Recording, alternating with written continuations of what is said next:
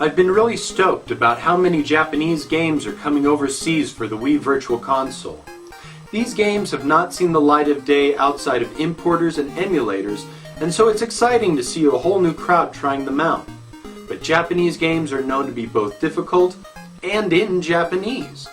So which games can you play without waiting for Nintendo to put them out on the Virtual Console? And most importantly, which ones are fun? Well, I'm going to show you one game this week that's a huge challenge, but it's fun, and the best thing is that...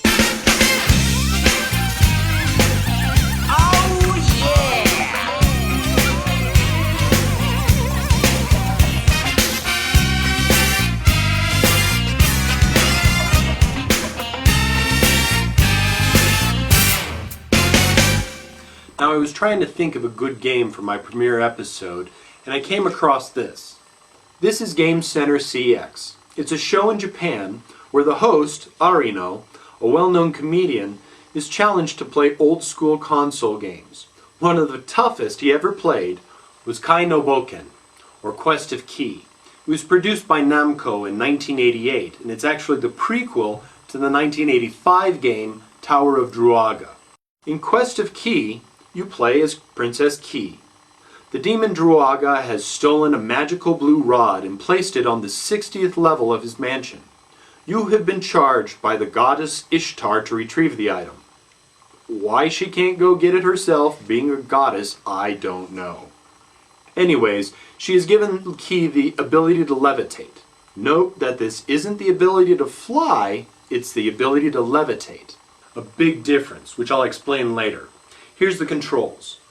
To levitate up, you push the A button. To perform the dash, you push the B button. Now you can mix the two, but be careful how you do that. If you hit your head on the ceiling, you'll hold your head and fall down straight like a rock. And you'll be stunned for a short time. Likewise, if you dash headlong into a wall, you'll get the wind knocked out of you, and once again you'll be stunned for a short time. But sometimes it's important to get knocked and stunned to get through a level, if you can time it just right. If you look at the upper right hand of the screen, you'll see the timer. This is how long you have to get to the key and get to the door that leads to the next level. Pretty simple. All you have to do is avoid the baddies strewn across the level, because if you touch them, you'll lose a life. Also, landing on spikes, which kind of look more like saw blades, will also kill her. To help you out, however, there are treasure chests that are in the different floors. Each one has a special ability, but it only works for that floor only. There's no key necessary to open the treasure chests, so it's kind of a freebie.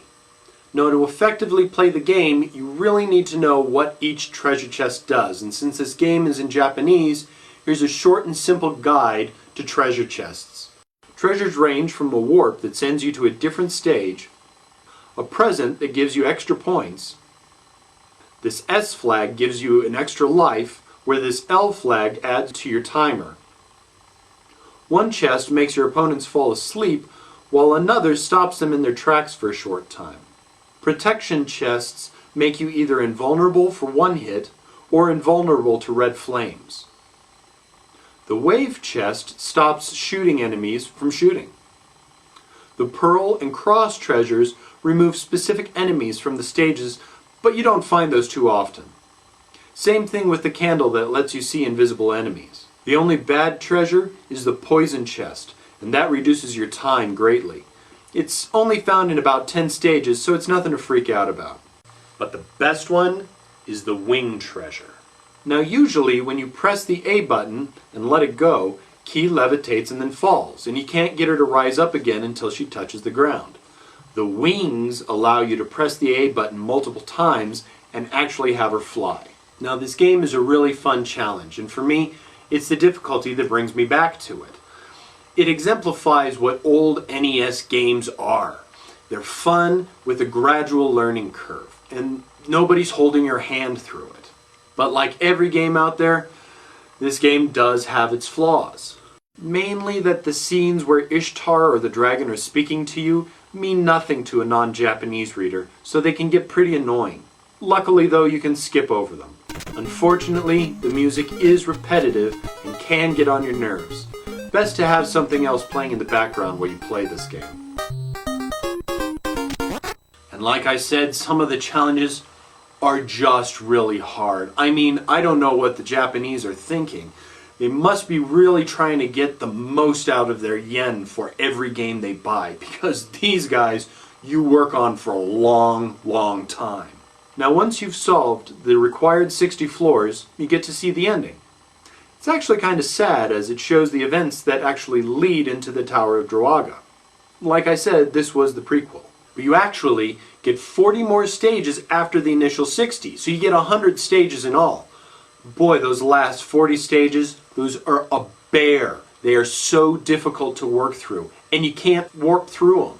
But even with having a set number of lives, you can always choose to continue as long as you don't turn the power off.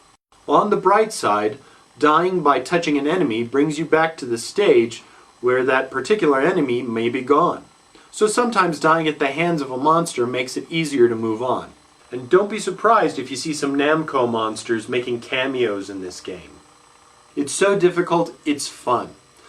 And while I don't have 13 plus hours to work on this game in one sitting, knowing where warp treasure chests are really helps you out through this game.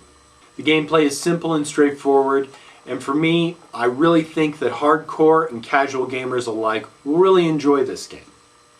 So, to wrap things up, you will miss a bit of a semblance of a story, but it's not important to gameplay at all and is easily passed over. It can be played by anybody.